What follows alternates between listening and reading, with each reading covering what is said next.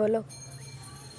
Hello guys, देखें ये ना गाय है और ये भी गाय है ना, और ये इधर पत्ते और ना गाय के खाना इधर पड़ा हुआ है, गाय का खाना। और ना देखिए ये ना मेरे तरफ देख रही है गाय, देखिए इधर देख दिया, इसकी नजर इधर ही पा दिया ना।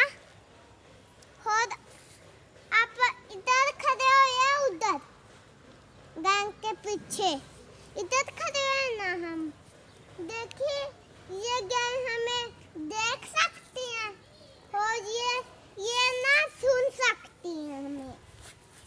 देखिए ये गाय ना पेट के तरफ देख रही है और ये गाय हमारे तरफ देख रही है। और ना ये प्यारी सी गाय है,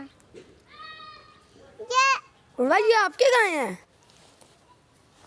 ये लात मार सकती नहीं। भाई ये आपके गाय हैं? नहीं, ये फिर किसकी है? ये ना बड़ी सी गाय मेरी नहीं है। फिर किसकी है? ये ना मुझे नहीं पता वैसे किसकी है गाय।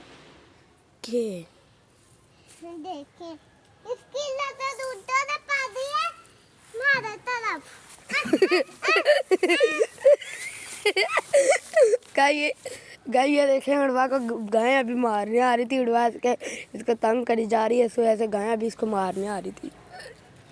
उड़वा ये मारने आ रही थी आपको? नहीं, देखिए इसने ये ना पत्ते खा सकते हैं। अच्छा।